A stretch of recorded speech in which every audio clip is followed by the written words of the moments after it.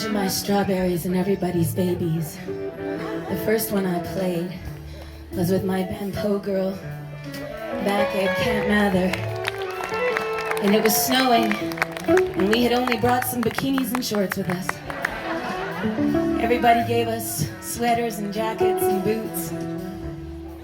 And at that time I could not imagine ever having a baby myself, but Camp Naked Baby did loan us their instruments when the power went out. And we'll never forget it. I've grown up at these strawberries. And eventually, the last one at Camp Mather before the fires forced us to move. I was 5 months pregnant the last time I stood in front of that strawberry at Camp Mather with my daughter Ida. And then we had our other temporary home just down the road, and we came back and Ida was 3 or 4 maybe, running around backstage, pretty sure that the festival had been thrown just for her gratification. And now I'm back, and my daughter's 8, and she wakes up every night screaming from nightmares about being shot, and her classmates being shot, and hundreds and hundreds of kids in this country being shot. And I can't stand it. I can't stand it.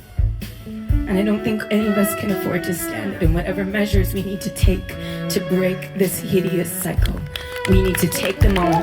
Whether you think they'll work or not, join hands across that aisle and push through some of these common sense gun reform and gun control measures. H.R. 8, red flag laws, Jamie's Law, basic background checks, and they need to be nationally implemented.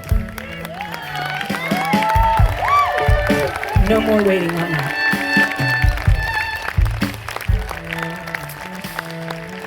If you had told me when I was a 14-year-old surviving my own kind of trauma, I was surviving a very violent home, an abusive home, a sexually, physically, psychologically abusive home, with an American expat adoptive father who was raised in a sundown town, who believed that people who looked like me were 3/5 human, who believed that when he adopted me, he bought me and could do whatever he wanted.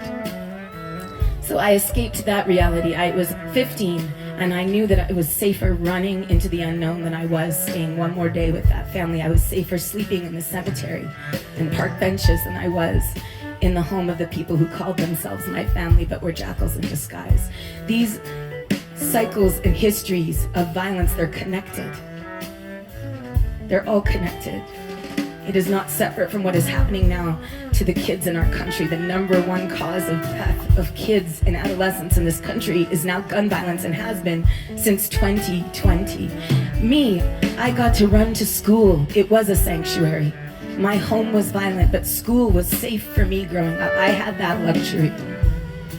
I had the gift of music all around me, free art in the city, free art in our schools. Art saves lives, music saves lives.